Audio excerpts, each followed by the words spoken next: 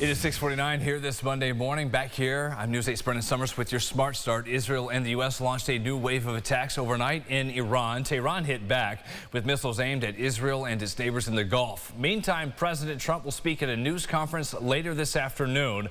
This comes after he was on social media Easter Sunday morning, issuing another harsh warning to Iran, giving it through tomorrow night to reopen the Strait of Hormuz or face a massive attack on power plants and bridges. The White House says that deadline is 8 p.m. Tuesday. An Iranian official dismissed those demands, calling President Trump a, quote, unstable, delusional figure. The latest we know on two people recovering after a knife fight over the weekend here in Rochester at the public market. This happened early Sunday morning, just before 2 o'clock. RPD says the two men did know each other and they agreed to meet at the market to settle whatever dispute. Both were taken to the hospital. One of them, a 25-year-old from Brighton, was arrested and charged with assault. The other, a 35-year-old from the city, is not charged or arrested.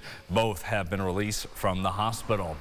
New this morning, we are a few days into the rollout of the seed to sale system here in New York. That's how the state is going to track the beginning to end production of cannabis products. The system requires everything on a store shelf at a dispensary to have gone through the safety test, be tagged with a QR code as well to document specifics of the item. All of this for one goal, the state says, to make sure customers know the products are 100% safe. This store owner here says it has helped his business despite the longer wait time for new stock to show up. I'm actually very happy to see that New York State and Metric came together and found a way for the consumer to be able to even track, the product that they're getting in their hand from as soon as it went into the ground. Here in the dispensary, takes a little bit longer for products to get to us, but rightfully so. It has to go through the right chains and the right process. They say the new seed to sale system will help reduce the stigma as well with stereotypes around the cannabis industry since the market did go fully legal here in New York. It is a new chapter for the Diocese of Rochester and its bishop, John Benici. Yesterday was his first Easter Mass. The last time a bishop was installed for the Rochester Church Group was more than 10 years ago for Bishop Salvatore Matano. During Sunday service, Benici spoke about the need for positivity in the world as he remains hopeful to serve that goal here throughout our community. It is both a privilege, an honor, and a humbling task to embrace that call. And with the prayers of God's holy people, which I ask for over and over and over again, I pray that the Lord will give me all that I need to be a good and holy shepherd. For Christians, Easter, of course, symbolizes a time of hope and renewal, and that message takes on a similar meaning with the new leadership here for the diocese. Your sunrise traffic here at 6:52.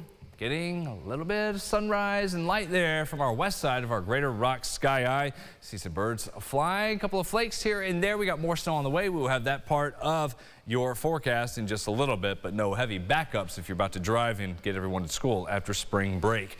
Governor Kathy Hochul has an event in Albany today highlighting infrastructure improvements around the state. That is at 10:45. Her office says she'll join a crew from the DOT to fill potholes, announcing a new statewide road improvement effort. That campaign is aimed at addressing all the damage on our roads following the rough winter season and improving conditions for spring and summer for all New Yorkers. What else they're doing in Albany? They've got some creative new technology for pothole repairs to get it done in a hurry. The mayor there says not only will the city be fixing the potholes, but it can be finished in just over a week's time. Part of the plan to fix the roads is a new $275,000 vehicle they have nicknamed the Beast. They describe it as the first of its kind pothole filling machine.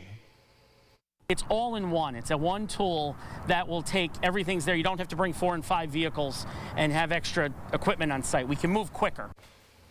How about that? Looks nice. They're hoping that truck will save time it takes to make repairs, as well as the amount of trucks that you have on one road, trying to get everything fixed and smoothed over before it just reopens again. With the playoff drought finally done for Buffalo, that was the longest in league history. The team will host a series of fan events for the playoff games.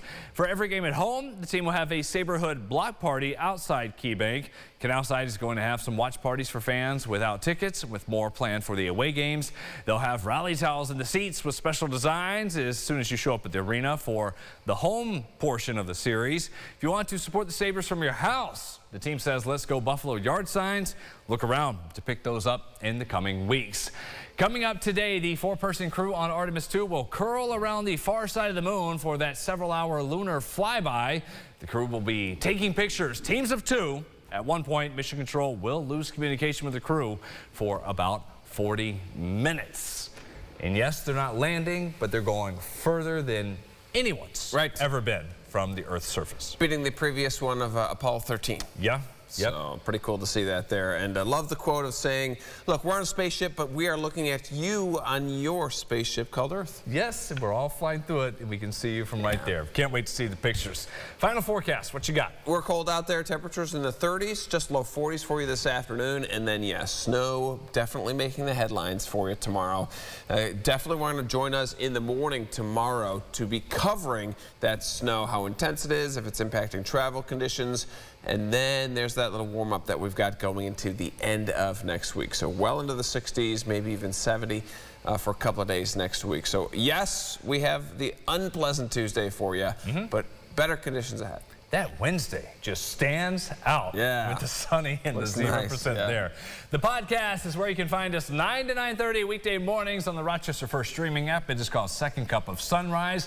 We'll see you then. We're also here back at 7:25 during CBS Mornings with our local update. That CBS Morning Show gets going here at 7. Enjoy your Monday, everybody.